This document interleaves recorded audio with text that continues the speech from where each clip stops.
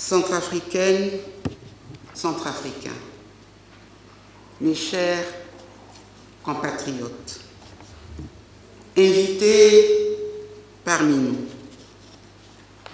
le 13 août dernier, notre pays a célébré l'anniversaire de son accession à l'indépendance.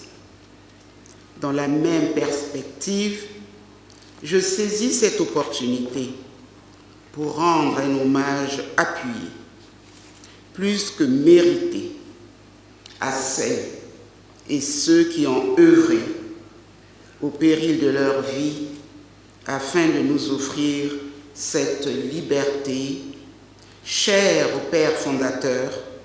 Je veux nommer Barthélemy Boganda et ses compagnons de lutte, la République éternellement reconnaissante. Au même moment où nous célébrons ces 60 ans d'indépendance, nous affrontons une période difficile pendant laquelle nous devrons nous protéger les uns les autres contre le Covid-19, un redoutable fléau pour la santé publique.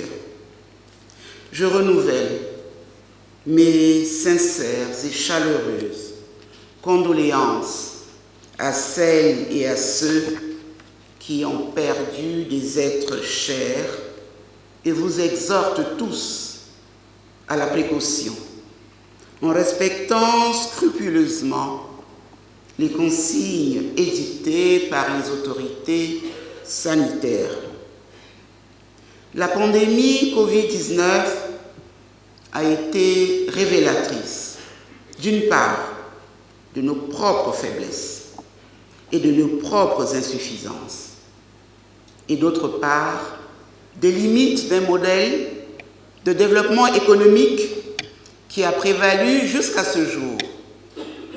Ainsi, elle doit nous inciter à présent à promouvoir un nouveau modèle économique et social répondant mieux à nos aspirations, si chères soient-elles.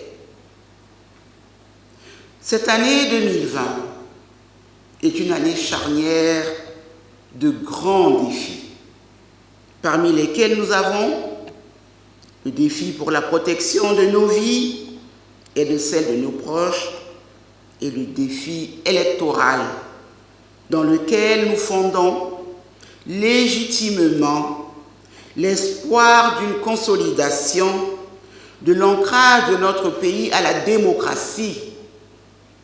En 2014, pendant que j'essayais d'apporter ma modeste contribution à l'amélioration de la situation de la mairie de Bangui et sous la pression des événements militaro-politiques de décembre 2013 et janvier 2014, des Centrafricaines et des Centrafricains de tous les horizons avaient suscité ma candidature pour la magistrature suprême de l'État.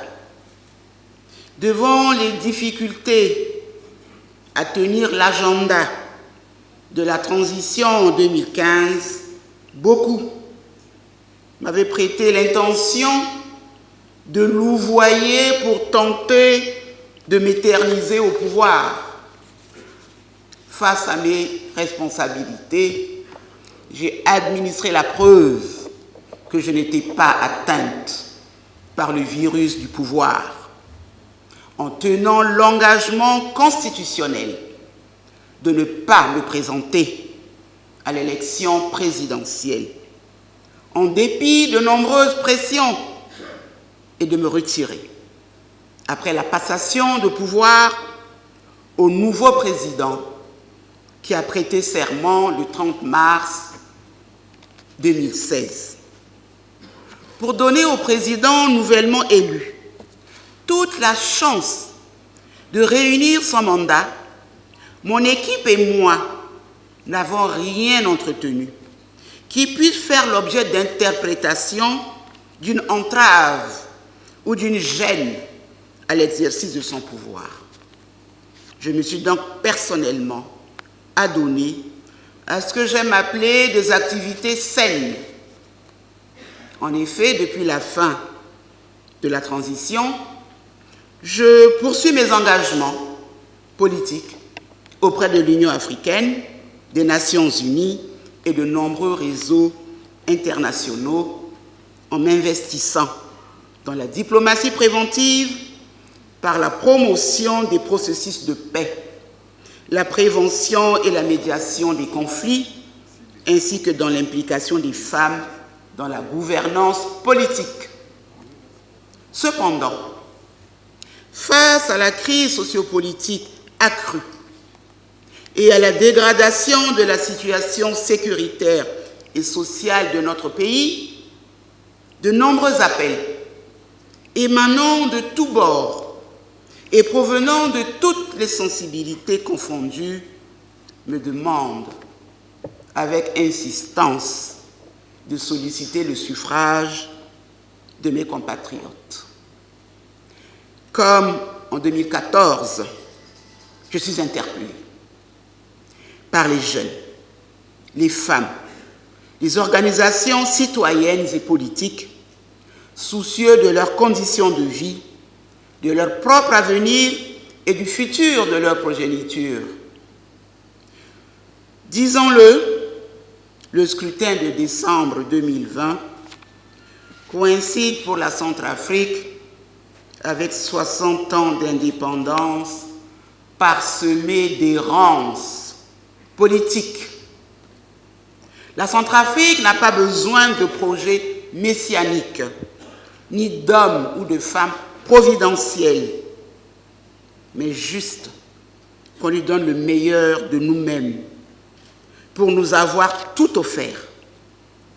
Après tant d'années de chaos et de dilapidation des acquis de la transition, le temps est venu de tracer un chemin d'avenir pour transformer la Centrafrique par le rassemblement de toutes les forces vives de la nation en synergie autour d'une large coalition pour le changement véritable et pour finir avec l'abaissement continu de notre pays. Et je rejoins là les conseils formulés par Madame Pouzère, pour qui j'ai beaucoup de respect. Nous assistons depuis 5 ans à une difficulté à libérer les terres de nos ancêtres, devenues le terrain de jeu et le fonds de commerce des rébellions armées. Une situation qui mine la paix dans le pays et n'offre aucune perspective d'avenir à nos enfants.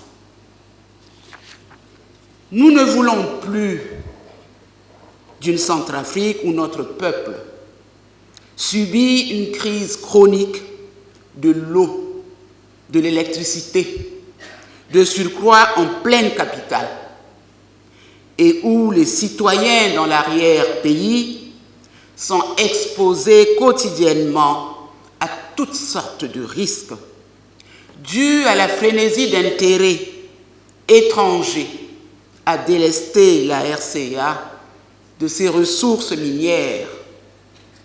Nous ne voulons plus d'une Centrafrique où la corruption gangrène nos institutions. Nous ne voulons plus d'un pays où le peuple continue à payer le prix du sang. Le peuple centrafricain est abandonné à son triste sort. L'État ne le protège plus. L'État ne le rassure plus. Je perçois une nouvelle fois encore des divisions profondes, de nombreuses querelles intestines entre les acteurs politiques, des esprits intolérants, tout ceci dans une absence totale de vision politique claire et partagée. devant une telle situation, ouvrir une autre voie pour la gouvernance politique de notre pays devient plus que nécessaire, mais surtout une exigence citoyenne. Une gouvernance participative mettant la population au centre des préoccupations et des actions publiques de développement, et non le réceptacle décisionnel des pouvoirs publics. Ensemble, nous avons le devoir de bâtir une nouvelle République. Une République qui protège et qui rassure.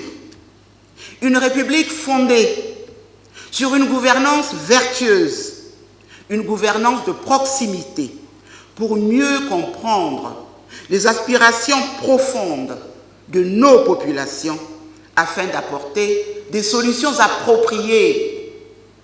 Centrafricaines, Centrafricains, mes chers compatriotes, j'ai écouté depuis des mois durant vos interpellations. Depuis 2014, comme l'a dit le représentant du ministère, je suis interpellée. Dans ma conscience de centrafricaine, dans ma conscience de femme leader, dans ma conscience de mère tout court. Réticente, mais non sourde pour autant à vos appels au départ, je ne puis demeurer plus longtemps. Sourde à vos appels au départ, je ne puis demeurer plus longtemps, nuancée aux appels du cœur du pays, qui me parviennent depuis plus de 2 ans. Je les ai entendus résonner ce matin de vive voix, même si j'étais dans la salle à côté, en ce moment si symbolique pour moi et pour vous. Fort de ces appels, je me suis résolue à répondre favorablement aux devoirs citoyens qui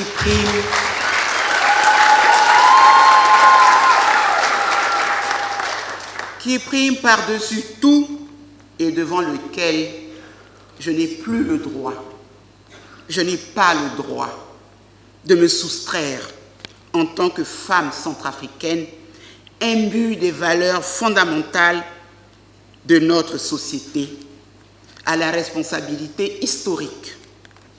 Car l'histoire ne ment pas et n'oublie jamais rien, même si elle peut être amenée à balbutier, comme c'était mon cas, accomplir ma mission, sa mission.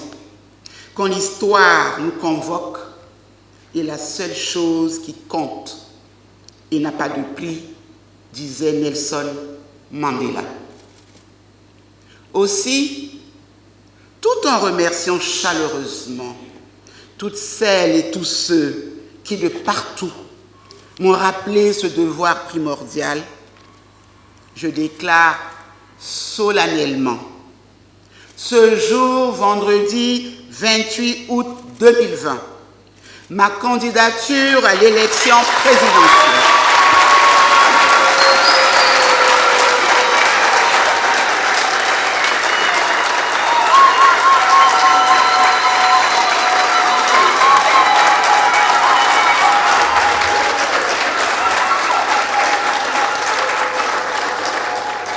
Ma candidature à l'élection présidentielle de décembre 2020, dont le premier tour aura lieu le 27 décembre 2020.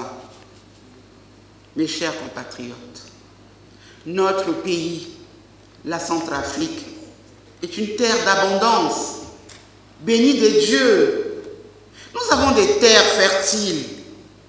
Je veillerai à leur valorisation par l'introduction de la mécanisation. Notre situation d'enclavement doit être considérée comme une opportunité en faisant de notre pays une plateforme, un pays carrefour. Nous construirons pour cela des routes pour garantir une meilleure connectivité et le désenclavement des différentes préfectures. Nous devons optimiser la production de l'énergie pour l'exploitation optimale du potentiel hydroélectrique que possède le pays. Il nous faut booster le numérique pour créer des services à valeur ajoutée, y compris dans le rural, avec l'introduction de la fibre optique et favoriser la connexion du pays avec l'extérieur. Nous devons créer des milliers d'emplois pour les Centrafricains, en particulier pour les jeunes et les femmes, comme l'a si bien rappelé le président Reboas. La diaspora sera notre 8e région pour les Centrafricains, de par sa contribution inattendue au transfert des compétences et des ressources financières.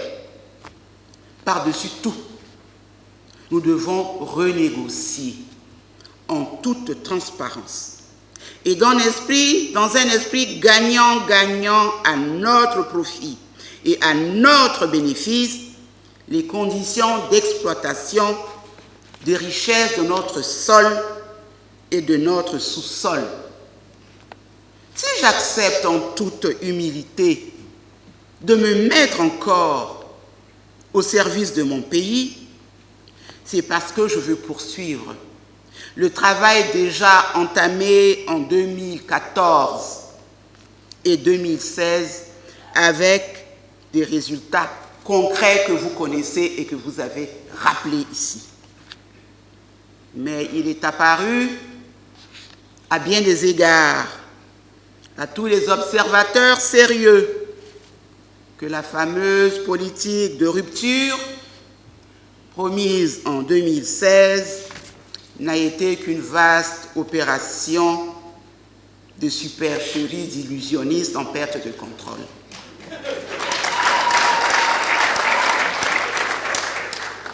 Or, une voie avait été tracée par les consultations populaires à la base, le Forum national de Bangui et le Pacte républicain pour la réconciliation, la paix et la reconstruction nationale. Hélas, elle n'a jamais été suivie d'effet. Désormais, elle sera la ligne directrice de mon action politique, à votre service pour les années à venir, au regard de l'aggravation de la pauvreté dans notre pays. Cette ligne directrice s'articulera autour d'une gouvernance participative mettant le citoyen centrafricain au centre de mon action et résumée dans la signature « Gouverner autrement ». Gouverner autrement pour garantir notre sécurité et notre souveraineté alimentaire. Gouverner autrement pour construire des logements décents. Gouverner autrement pour des soins de santé de qualité. Gouverner autrement pour un système éducatif performant. Gouverner autrement pour promouvoir des emplois pour tous les Centrafricains, en particulier les jeunes, et j'insiste sur cet aspect. Gouverner autrement pour la protection des femmes et leur insertion.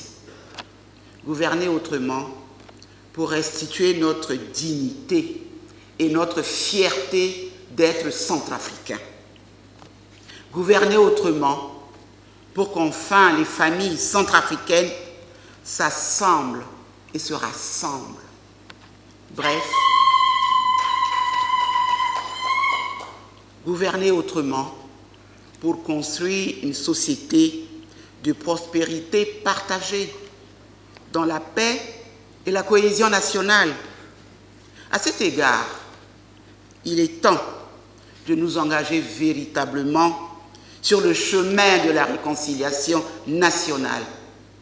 de promouvoir la coexistence pacifique entre nos diverses communautés, d'encourager le retour des populations déplacées ou réfugiées. Il nous paraît essentiel de soutenir le dialogue interreligieux, de nous fédérer autour des valeurs de fraternité, de tolérance et de vivre ensemble. C'est autour de cette vision et de ces exigences que je veux mobiliser toutes les compétences de notre pays, sans exclusion aucune, et travailler sans relâche à leur réalisation. Le souci du peuple, vos soucis, seront les miens et au cœur de ma gouvernance.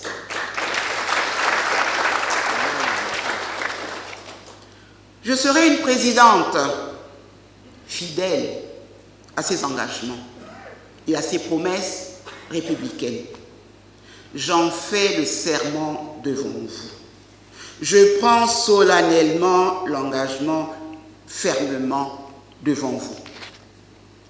Pour avoir dirigé ce pays dans des conditions particulièrement difficiles, au regard des expériences passées en matière de gouvernance politique, je suis en mesure de dire que le problème de fond de la République centrafricaine, c'est l'exclusion. Et sa solution, c'est l'inclusion.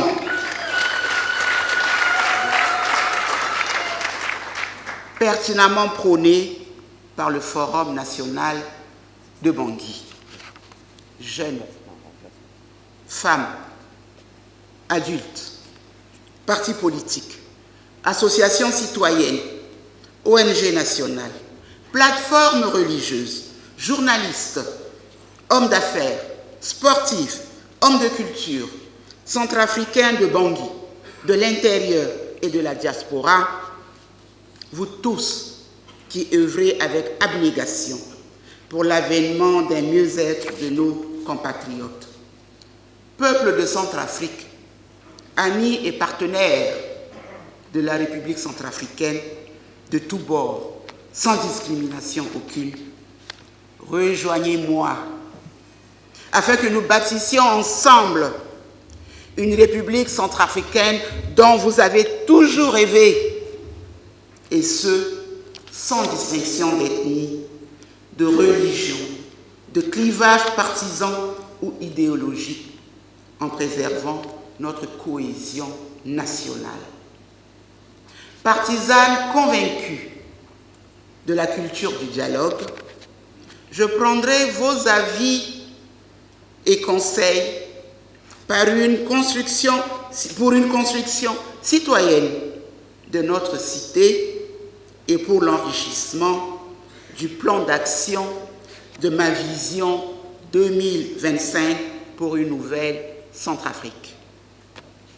À l'adresse des amis et partenaires qui ont fait le choix d'accompagner la République centrafricaine, je voudrais les rassurer que leurs avis et conseils seront également pris en considération pour qu'ensemble, nous puissions développer une coopération qui rassure.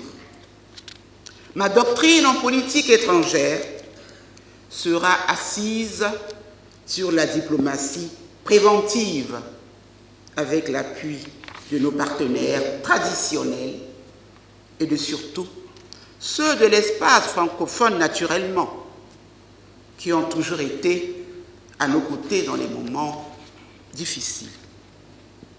Centrafricaines, Centrafricains, mes chers compatriotes, la puissance des forces qui s'allient contre notre projet, contre une femme, une mère, à qui vous avez demandé de remettre le pays sur les rails, est prévisible, terrifiante, croyez-moi.